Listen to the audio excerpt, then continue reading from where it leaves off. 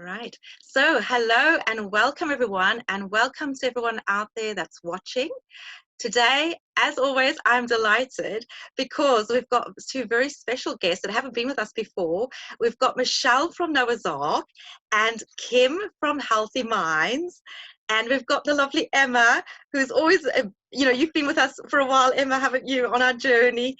But yeah, I just wondered, guys, if you could maybe introduce yourselves and just tell us a little bit about, obviously today we're talking about art and culture and how that impacts on working with young people. And I'll start with myself. I'm Natalie, and I'm the Young Person's Counselling Coordinator at Noah's Ark, and I work with a lot of young people and families. And I just think today's topic is going to be really interesting and just so timely as well with everything that's going on in the world. So, yeah, I wonder if we could start with you, Emma, and then go around. Yeah, hi, I'm Emma. I'm from the Noah's Ark Centre. I work with children and young people on the autism spectrum and their families, and I also go into schools, secondary schools and primary schools, and work with children there and young people. Yeah, and this is really interesting. My background is not in art as such, but it's in music, so it is art, and yeah, I use that a lot. But I also use art in my therapy. But yeah. Oh, Emma, that is fantastic. Music, how interesting and how rich. And for you to be able to bring that to your therapeutic work, amazing. Kim, can you tell us a bit about you? Yeah, so I work for Healthy Minds. The project is Time Out, which is a young person's project. I've been doing that for about 3 years, but my background has always been in art. I studied it at degree level, and I was a freelance artist and did lots of community work with minority groups across Manchester for quite a few years, but I never really got that deep into the kind of psychology and the connection with one-to-one work, which is more what I'm doing now. But I also trained as a teacher to teach art in secondary school, so I kind of use those skills within what I'm doing to work with mental health, and I go into schools teaching large groups, but I think the bit that I prefer is the smaller group work where you get to know the individuals, and I bring a lot of my creativity to those sessions, and often I have bits of mindfulness that are kind of integral to how we do our work as well. So yeah, I really feel that I bring all of my elements of my training into my current job, but working with children in schools is the main bit of what I do. Gosh, we've got such dynamic people on the group today. As you're talking, I'm getting more and more excited because I just think this is the right people for the subject. Michelle, could you tell us a bit about yourself? You've not been on before either, so yeah, it'd be lovely. So, guys, I just want to say thank you for joining us today. I'm really so, I was just so glad that you've given your time. I appreciate it so much. Michelle, do you want to tell us a bit about yourself? Yeah. So I'm Michelle. I'm employed by Noah's Ark to deliver systemic family work, but I'm also a qualified art therapist. So I'm working mainly with families where there's a young person that's struggling. There might be siblings as well. So I usually have a few people in the room, minimum 2. And I use quite a lot of my art therapy or the play work in the sessions to make sure that in a family, if I've got a child of 5 or 6, using words and language isn't always going to help everyone get the same understanding. So I find that the art and the play is really more of a leveler. When I'm working with families, it brings everyone together. Parents and adults might start to reconnect with, some of those things that are banged out of us, taken away from us as we grow up around our creativity and playfulness. And that can be really healing, I think, as well, and really helpful for doing the work together. I do also work in schools, so I have worked in schools before, and I've been working in primary schools using play and art with younger children as well. So yeah, Wow. that's me. Wow. Wow. Oh, guys, so I'm just going to jump right in and really, I know we were talking a bit before, and we were having a very interesting conversation, Michelle, because we were talking about the right brain and the left brain dominant. Can you expand a little bit about that? Because I'm just aware, you know, it's so important in the work we do that we are culturally sensitive. And I'm just thinking, especially at a time like this where there's so much disharmony in the world. Yeah, could you guys expand and just tell me about how culture plays a role in the work you do, and just, yeah, just make us aware and enrich us, you know, just in terms of how important that is. Michelle, do you want to kick us off? Because I know you had so many interesting things to say. Yeah, I suppose just going back to what I was saying before about how in our Western culture, and particularly in this country, we're very dominated by the sort of academic approach and being successful and getting a proper job being maybe something that is not about creativity or play or, you know, art or those kind of things, or music even. So I think as a way of being very inclusive, if we start to think about people's, you know, creativity as being a skill and something that adds to society, and has a kind of, you know, sometimes universal elements to it that we can all connect to. It's sort of like the creativity that comes culturally to people is a way of expressing lots of things. It's a way of connecting people to their communities or wider communities. And I feel that that side of things gets very lost in sometimes people's idea of healing and you know, what they want to happen. So, you know, for children to behave in a certain way and fit into the kind of school culture or the wider political sort of emphasis on the curriculum and what that's meant to be. So yeah, and I think that sort of right side of the brain, which is more about being creative and expressing yourself, that children use, you know, from a very young age, to explore the world, to show us things, gets taken away slowly or maybe quickly. I don't know. And you know, I was lucky because I was brought up in a family where I was kind of encouraged to use my creativity, but I feel like a lot of people are not given that opportunity, and I've always used that as a really important way of expressing my mental health or dealing with things that I'm struggling with. You know, being able to sort of express myself is a really, really important part of me keeping well. And I know when I'm not doing it that I can quite easily go a bit downhill. So that's my personal experience of it, but there's lots of different elements that I'm sure we'll talk about a bit more. Oh, thank you, Michelle.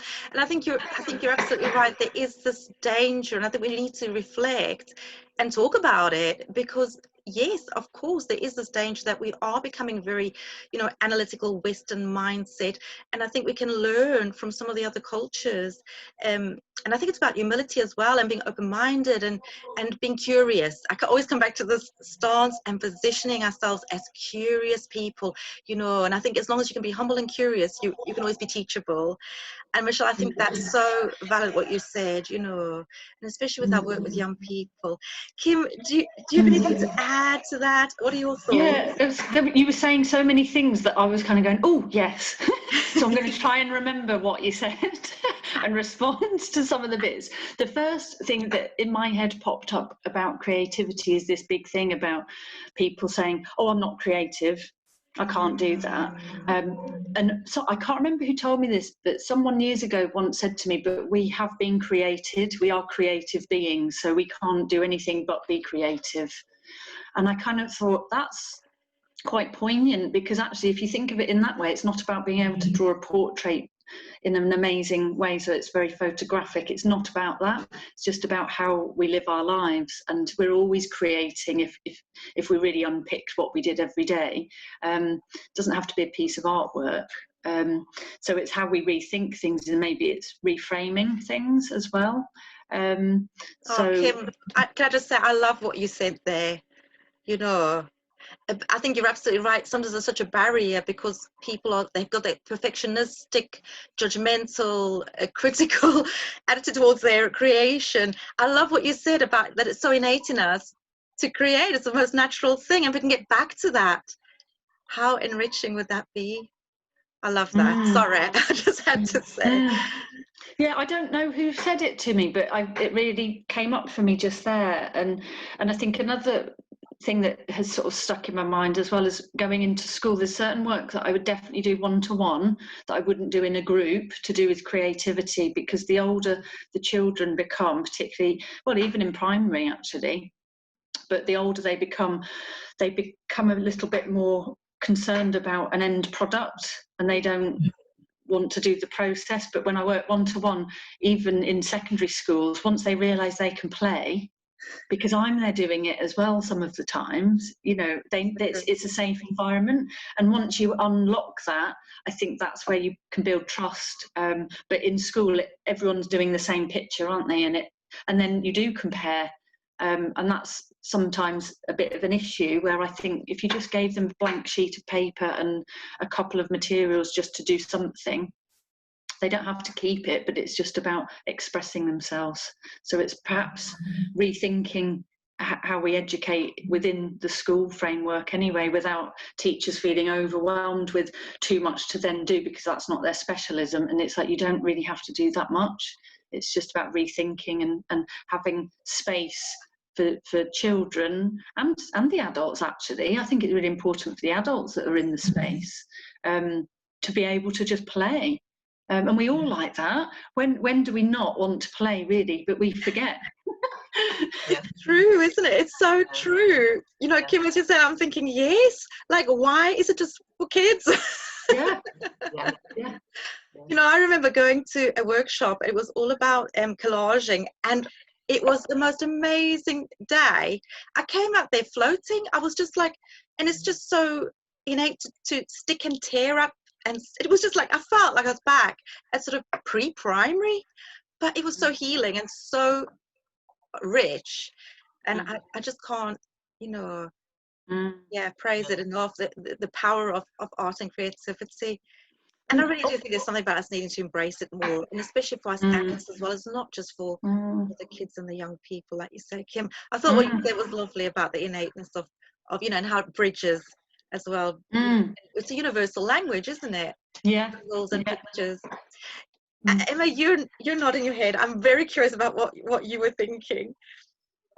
Yeah, I agree with that innateness. That I think in our culture, inbuilt in us, is that unconfidence, that low confidence levels, that you think, oh, I can't, if I'm not the best at doing this, I can't do it. I couldn't do this in front of somebody. And I think that's built into a lot of our children, that they feel not good enough to do that. And I think that's where using art and music in a therapeutic setting sort of reframes that thinking for them sometimes. And obviously loads comes out of it, but even just the fact that reframing that and letting them know that they don't have to create a masterpiece, they're getting something out of what they can do it. Like, anybody can do it, anybody can create music, anybody can create art.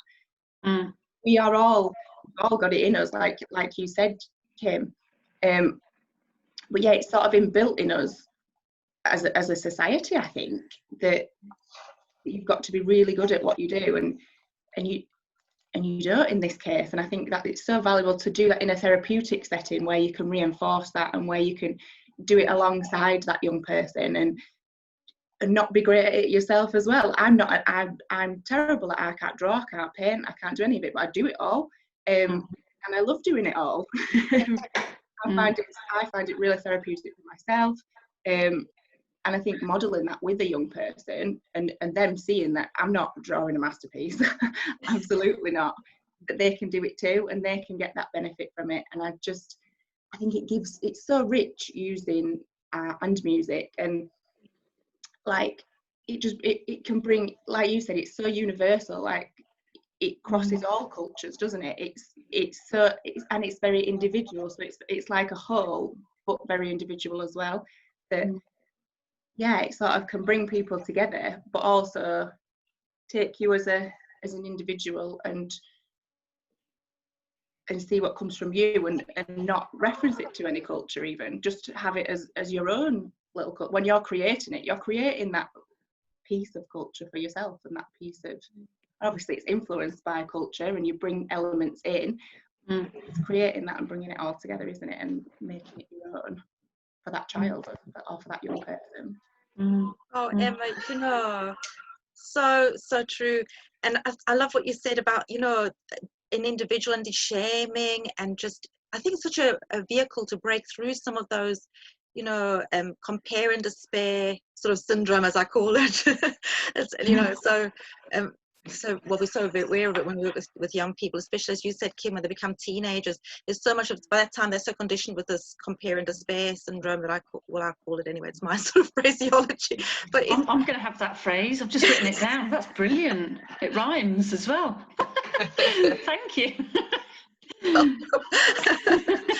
Yeah, but it's just, I see it so much, and I think, you know, it's like a poison for child's ego and self-confidence, isn't it?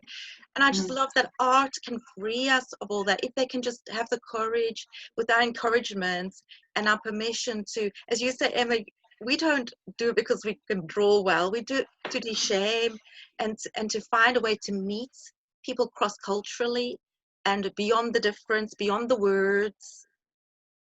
And you know, go on, Michelle, you've got a thought, I can tell. Yeah, I was just thinking about that, because I was thinking that how we going back a bit to what Kim was saying about, you know, that we're creative every day, and I'm thinking about the different ways that people are creative. And so like cooking can be really creative, you know, and sharing, and you know, and it's sort of almost like we were talking earlier about the way people dress or express themselves, and how that can be you know, very influential as well, but it can sort of help people with their identity, and that sort of cultural identity. And culture is you know, it's quite a complex word, isn't it? Because we have lots of different cultures that we're part of.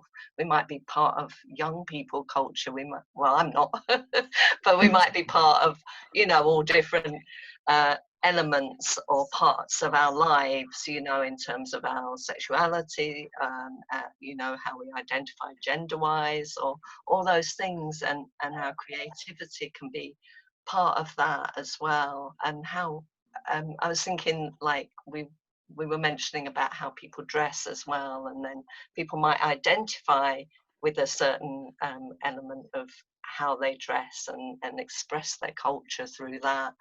And then the sharing of that, the sharing of food, the sharing of fashion, music. I mean, I used to DJ a little bit, and I really love music from different cultures, because it's just so amazing to hear, you know, those rhythms, different rhythms, and a lot of it is around the heartbeat as well, you know, our humanity and how we connect through that. And dancing, I mean, I love dancing as well. That's such a lovely way of expressing ourselves and our creativity as well.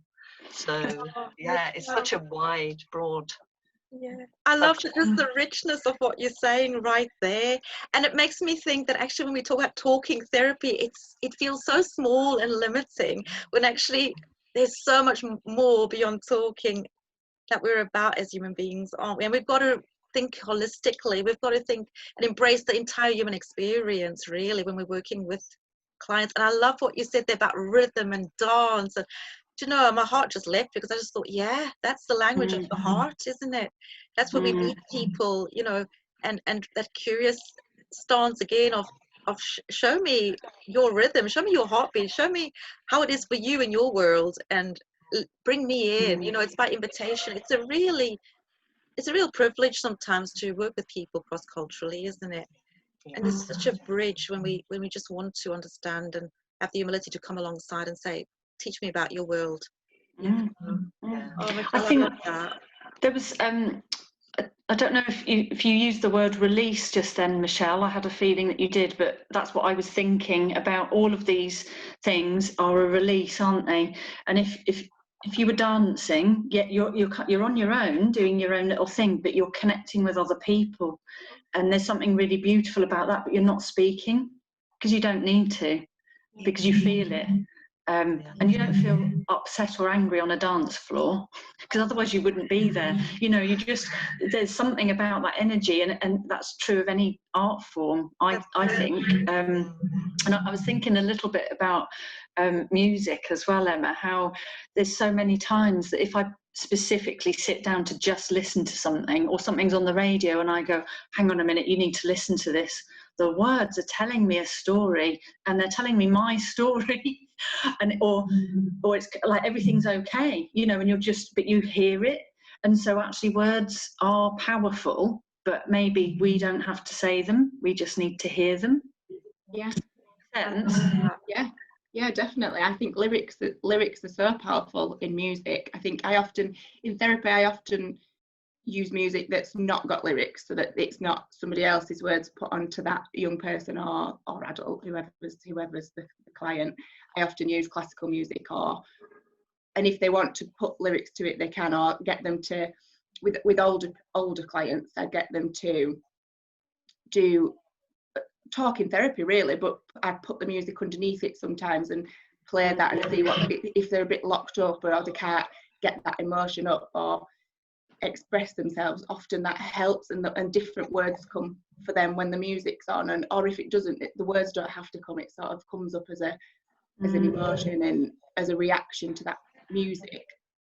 Whereas with the younger ones, often it's about making that music, and with the heartbeat, I often do I get them to feel their heartbeat and bang it on a drum or on a box or on a whatever they've got to hand. You can bang anything, can't you? Create those and make those rhythms, and then sometimes they put their own lyrics to it, or sometimes we'd find words in books or in stories that we've already used in the therapy as well, and put it all together and make it. But yeah, lyrics to music, yeah, it does. I think in life, the radio comes on, you listen to a song, you think that's about me, that's written about me. Yeah. And do you get that feeling as well, where it's a bit like the hairs all prickle all over you, and you just go, oh wow, but you're on your own experiencing it, but that feels really lovely.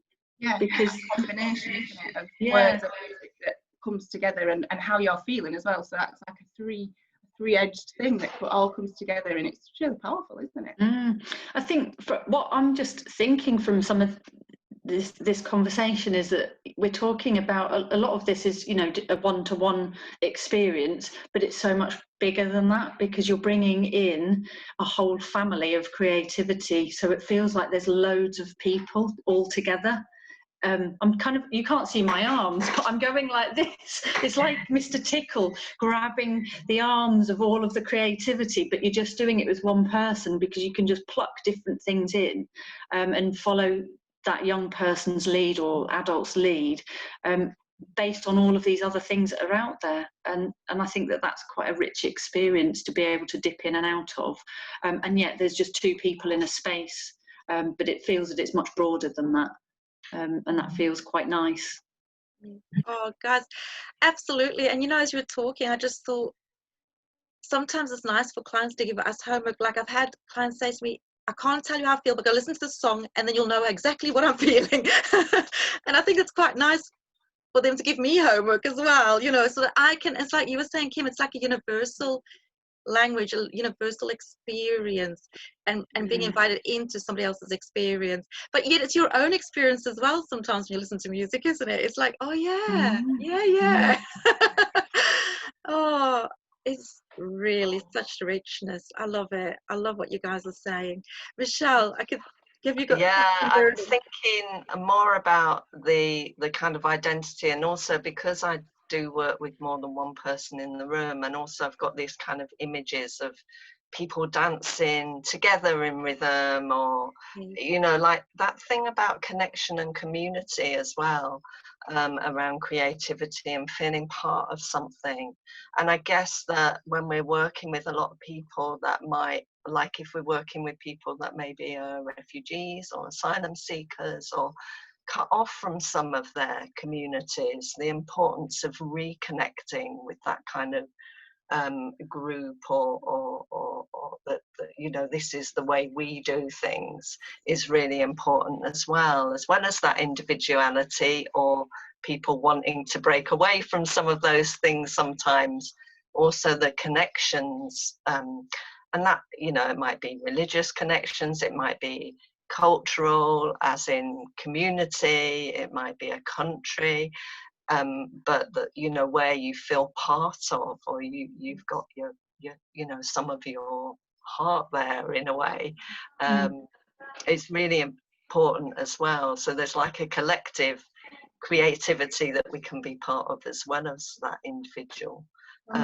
Sure, that's So yeah, I'm just kind of curious about that and thinking more about that.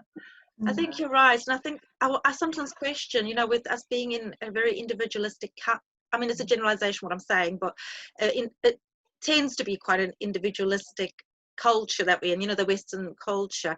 And obviously, you might know from my accent, I come from South Africa, which is a very communal culture. So I guess I can see the positives in both, but I'm just wondering if there's a danger that we maybe lose something in a very individualistically dominated culture, you know, because really I think it's so innate in us to want to belong, to want to be a part of a bigger, broader experience. I love what you said there, Michelle. It's so true.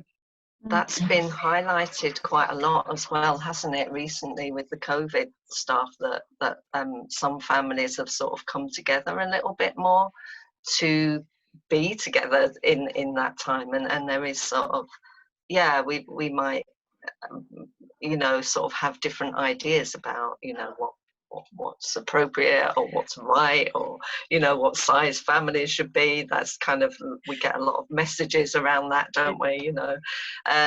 So yeah, yeah, I really like that what you said, because, you know, there are lots of benefits about intergenerational families, as well as, you know, maybe some issues as well sometimes, but it's, you know, every family community is different. Yeah. I'd just like to add a little bit as well, because one of I'd say the theme of my own personal artwork, I say it's about home. To me, that covers quite a lot. But for me, the word home is about that feeling of security and being connected. So doing any sort of work, whether it's a big group or one-to-one, for me, it's about finding out how that person feels at home. They might feel at home with you doing something, but there'll be something, it may be more than one thing, that they just go, oh, and I know earlier you said, Michelle, if you don't do enough of your own artwork, you can tell. And I'm the same, because sometimes I think, oh, I haven't even noticed. And if I get a pen out, or whatever the thing is, it's not about having loads of art materials, it's about doing something. And I can just feel myself going, oh, I've come home, whew, I'm all right. And that comes up a lot in my mind at the moment. I think in particular, I'm appreciating things a little bit more than normal. But sometimes we miss what we actually need, or we don't even know what it is. And we might need some help in finding what that feeling is. I love what you said there, and it just made me think about, you know, the idea of externalizing some stuff as well. Like if we don't, it's unhealthy to keep everything inside. It's something quite nice and releasing. It's back to that word releasing, you know. But also, as you say, Kim, coming home to a place that feels safe, it can be quite a grounding, safe experience, because it's kind of how I express myself. And having a vehicle for that, I just think that is amazing, and what a blessing. Yeah. Oh, guys. Emma, I could tell you I'm reading your facial expressions, quite nice having you all in little boxes. I can sort of see you all. Yeah, do you want to add to that, Emma? Sorry. Yeah, I think that's really lovely what you said about art and creativity being about home. I think that's lovely. It's like giving it that, like you said, Natalie, that safe space that not everybody has at home, I suppose. That not everybody's home, physical home, is their safe space. So having an external thing that you can create at home, and you can create that feeling of safety and that feeling of home, of containment, even in that artwork, that you've then got that avenue to explore and to work out which parts of it feel like home, and why it feels like home, and what makes you feel comfortable, what pushes you out of that comfort zone within art and creativity, or music, to create music that doesn't make you feel comfortable, to create that like dissonant sound that doesn't sound comfortable, but what does that bring up, and how do you explore that? And yeah, I think that's as useful to do as the grounding work and the comfortable element of music, which obviously I would use as well. That's the whole thing of it, isn't it? But it's that uncomfortableness as well, and the expression of the more uncomfortable feelings that you feel. I think with a lot of my children and young people, sometimes there's a barrier with language, or there's a barrier with sort of expression verbally, and expressing through sound, and music is really helpful for them to get out that sometimes negative emotion and feeling, and this is how, let me show you how I'm feeling, I'm going to bang everything really loud and give you a headache for an hour. But it's getting it out and getting it expressed. The same with art, that the stuff that doesn't look pretty, and the stuff that doesn't sit as comfortably with that person. That's it. I'm so glad what you said, it doesn't look pretty, because sometimes that's exactly what needs to come out. Because it doesn't sit pretty inside either, and it needs to be expressed, it needs to be heard and witnessed. And there's something so powerful about externalizing and having your pain, the unwanted feelings witnessed, you know. Oh, Emma, that is so powerful. So powerful. And I'm so glad you highlighted the fact that it doesn't always have to be pretty pictures. Isn't that why you come to therapy? Because your life's not a pretty picture. Can I just add to that, Emma? Because I just started a mindfulness course this week, and it's on Zoom, so to me that is not mindful, so that's quite but that's what we can do right now, so I'm kind of get over that.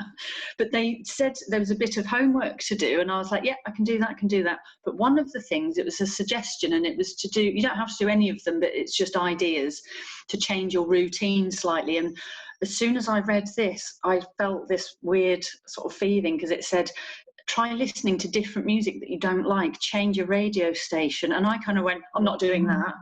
And then I thought, why did I think that? And I thought, but I know what I like, and that's what I'm listening to because it's comfortable. And so I will do that now. And I flick through when I'm in the car. That's not the same. I need to do it at home and listen to something and just see what comes up.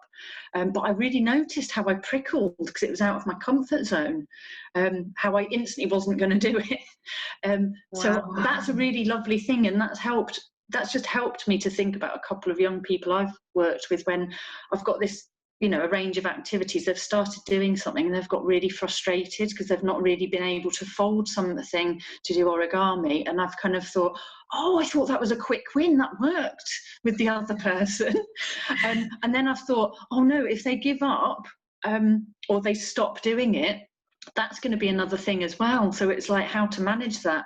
And maybe there's different ways of approaching it, but maybe part of that is me knowing that they're going through something physically, and if they don't like it, that's okay, but maybe then bringing that into some conversation at a later date, to kind of go, oh, why didn't you like that but you like this one, or just use that as a tool. So I think that's quite nice, because even as you were saying about the music, I had that feeling again, like, oh, why would you do that?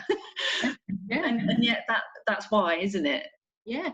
And it's right, music, it's so subjective and it's so individual to what your taste are. I work with a young lady at the moment, and she loves music and she uses it in every session, and she'll just sit there and she'll play me these tracks, and to me, it's awful, and it's this electronic like, but her face, and she starts flapping, and she lights up, and she's smiling, and she makes noises, and she absolutely loves it, and it really does something for her. For me, it does the opposite for me, but for her,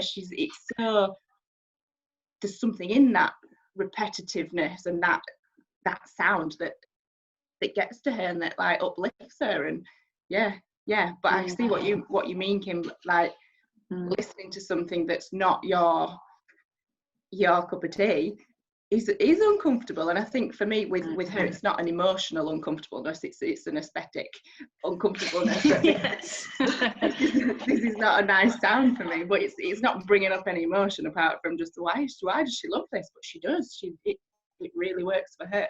But yeah. That's so glorious. Oh man, no, I absolutely love that, and there's something so intentional sometimes about stretching ourselves and going outside our comfort zone, isn't it? I mean, don't we ask clients to do that, when we work with them, like, go outside your comfort zone? I think it's only fair that we do as well. Yeah, that's so great, Kim. I love that. And Emma, I just have such a picture of you in that session. Sorry, I'm not going to go into any more detail about that. I'm done. I was just thinking a little bit about it. Something you said, Kim, was just making me think about mess. The mess, and from that mess might come creativity or other things, and that quite often we might, or people might come to us with the mess, or they might. I really like it personally when people make a mess, because it feels like they're expressing something, and then we can sort of maybe look in that mess, or find out what that mess is about, and there is some real element of creativity. And we're always told, a bit like with the creativity, not to make a mess, not to kind of spread it around, or it's almost like you can be contaminated. But there's something really important about expressing a mess, and it might be a musical mess if you're me and you can't sing, but or it might be like paint and smearing and things that people wouldn't generally sort of say is creativity. But actually there's something really important about our life and living, and being messy and being earthy, and I don't know, there's something that I feel like we miss in our culture today. Oh, Michelle, I don't know if that makes any sense. Yeah, absolutely makes sense, because as you were saying that, I just felt like I wanted to do this with my hands. I just feel the tactile. It took me right back to when I was a young child, and I was making mud pies, and how much and just imagination, and kids' imagination so rich, and you can make a mess, and yet we get so sterile in society about mess, don't we? And I would hope that the therapeutic space is a place where you can be vulnerable and bring your mess and make a mess. I think that's glorious, Michelle. Absolutely. Yeah. Oh, wow. Sorry, can I just add to that mess? The mess Yes. bit. I love mess as well. I think mess is so valuable in therapy, but in society, the person that is messy is the person that is wrong, isn't it? That if there's two people living in a house and one's tidy and one's messy, the messy one is wrong. The messy one's the one that has to compromise. The tidy one doesn't have to compromise. The tidy one tells the messy one to. We're told that it's not okay. So in therapy, for the children to be able to make that mess with paints and with so true all the creative stuff, and not be told you can't make a mess, I think that's so valuable, that be able to just be and let it go a little bit. Oh, absolutely. And you know how Freud says dreams are the highway to the unconscious? I just think play and creativity is the highway to the unconscious for me. I just think there's something so amazing that gets beyond all the defense mechanisms, and just gets to, as you were saying, Michelle, the heart of the matter, really. beyond words sometimes even. And I'm just thinking about trauma, you know, there are some things that are just so unbearable that there are no words, and yet you can show me, Yeah. which I think is so powerful. I think there's also something about, you know, when we create, and I know sometimes in therapy we always give clients the option of whether they want to keep their creations or if they want to take it away, or if they want to just, you know, leave it at the end of therapy, and you know. But I think there's something really powerful for some people about having something tangible to kind of symbolize their journey as well. Because also sometimes you don't have to look at a piece of, say if it's a piece of visual work, you don't necessarily have to look at it and go, oh, that means that, that means that. You don't have to, it doesn't have to mean anything other than you've got something out. But I think there you can look back at stuff and kind of go, you can remember the feeling of when you did it. And whether that was anger or joy or release, whatever the thing is, it's there, isn't it? And you can choose then if you want it, because it's like, oh, I'm done with that, don't need it anymore. You don't have to be precious. And I think perhaps being precious is quite a thing, isn't it? And if you want to keep it, of course you can, but you don't have to. And there's something quite nice of letting go, because you've done it, you've moved on now. Sorry, I really feel like I want to say something now. Go on, Michelle. Brought up that sort of thing about the embodiment of what you're doing at that time is the most important thing, isn't it? So we might have something that reminds us, like you say, but actually being in that moment, doing it, experiencing it, the process of it, feels like, you know, rather than the finished piece, whatever, you know, even if the finished piece is fantastic, it's like the experience and what you have put into that feels like the really important. To me, it feels like that is the important thing. Sorry for butting in. Yeah, no, Not at all, Michelle. I think you're absolutely right. Lovely.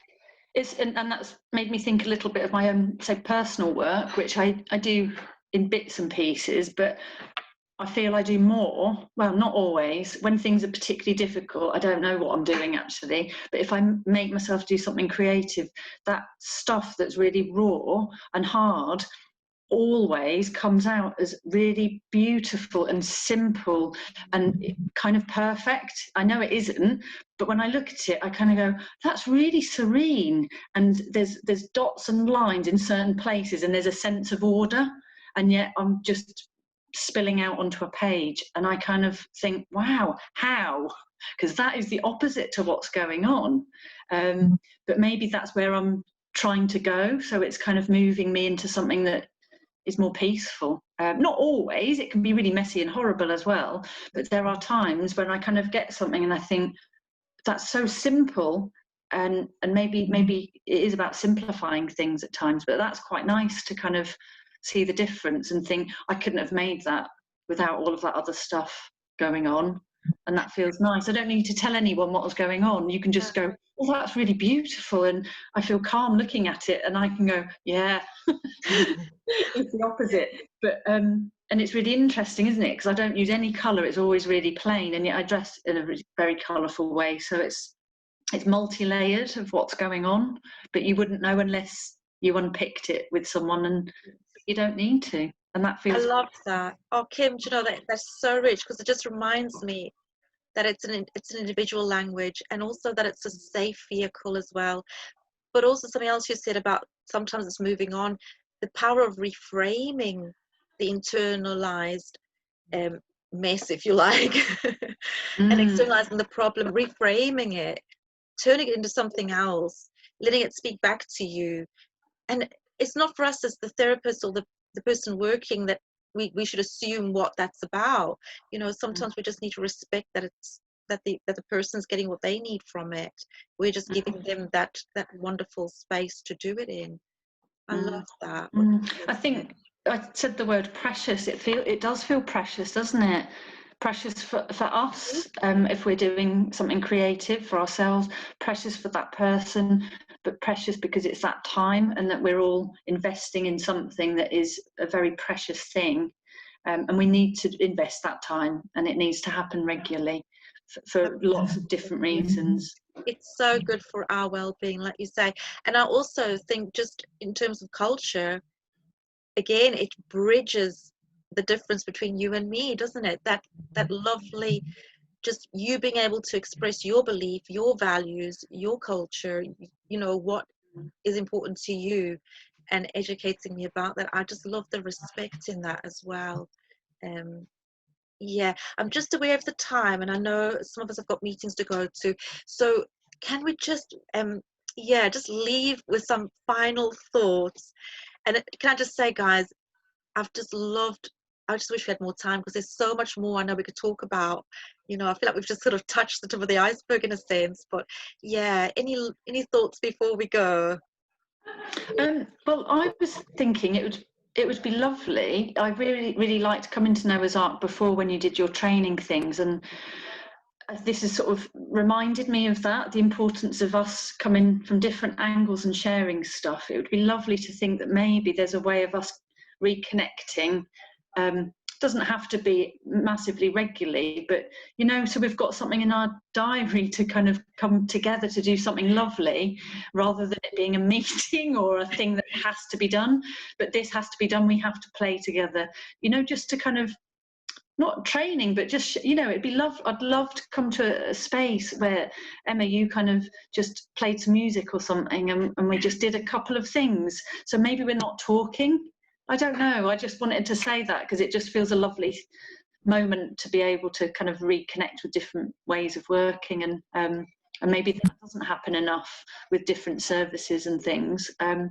So maybe that might be something to look at if other people are interested as well. I think that sounds glorious, Kim. I think it's a good reminder for us to practice what we preach as well, you know. And I'm just thinking about something like a buffet, because we've got such rich you know, variation and dynamic experiences, and how we all express creatively, and I think we could really learn from each other, for sure. I think that could be a very dynamic space if we could do sort of buffet of creativity day or something like that. Yeah, because I'm already thinking, oh, I've never seen any of Michelle's artwork. What does she do? I need to see this. And You and me both. for all of you to kind of go, oh, and that, you know, whether we ask questions or not, it's not about that, but it's just that it's connection, isn't it? And maybe that would be a lovely thing for us all to be able to do. And I think that would have a knock-on effect with how we then work as well, because we'll have kind of filled up a little bit of our own creativity and kind of been able to give a little bit in a way that's different from normal. I love that, Kim. Thank you. Now that sounds like an excellent plan. We'll have to talk some more about that. Yeah. And Michelle and Emma, anything before we go? I think this hour has reinforced for me how important creativity is. I think I started this in a different mood to what I'm finishing it in, and I think that just shows how important it is. And this is going to make me go away after I've finished work today and do something creative. I think I've been a bit down for a few days, and this has just sort of sparked something, and I think, oh, actually, no, I need to be, because everything's been remote working, it's not been as creative, it's not been as playful, it's a very different world. I mean, some of it I'm using bits, but not as much, and I think, yeah, it's having an effect. And I think that's just, it's reinforced what we were just saying, that actually I need some creativity and I need to do something. Yeah. That's so good, Emma. I think we all echo your feelings on that one. I have loved this hour, and I feel it's been really life-giving and just rejuvenating. It's so good to remind ourselves the power, you know, in meeting people where they're at in their cultural context, and we've got the vehicle to do it. So yeah, we need to embrace it for our own lives and for our work that we do with young people. Absolutely, I agree with you 100%. Michelle. Yeah, thank you so much, because I feel like just having the discussion has brought up more things. I've been kind of writing down words and sort of thinking, oh yeah, well, I hadn't have thought of that, or I could bring that in. But just in response to maybe what people have said, I mean, one of the things I've tried to do is keep in with British Association of Art Therapists, and sort of thinking along how to bring it into some of the online working. And one of the things that I've always found beneficial, even without sort of being online, is being able to sort of do peer supervision with images. And I think, Kim, I've spoken to you before because you had a similar experience, but I'm just wondering if that is something that maybe we could open up as a sharing opportunity to people that are working in this area of work, to just do a bit of online peer supervision where we're looking at, you know, using drawing or creativity or other things just to reflect and think about clients that we're working with. Because I think that just opens up such a different way of thinking and talking about our clients that we work with. So, you know, maybe that's something we can. That sounds very exciting, Michelle. And I definitely would want to come to one of those peer groups. I think there's a lot of people that would be interested in that because it sounds so rich. And absolutely, we need that balance in our lives as well, don't we?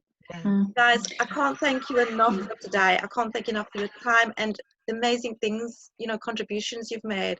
You all do such amazing work with young people, and I'm just so glad that you're out there, you know, making a difference. I just think it's so powerful. And thank you so much for coming and giving your time today. Really appreciate it. Have a great week further. And we'll think of something interesting to talk about next week.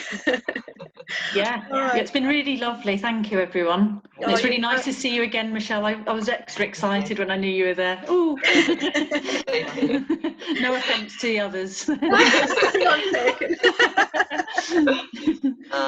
have to go and paint now. yeah, me too. I'm going to listen to some music that I don't like. Take care. Have a lovely week, everyone. Yeah. Bye.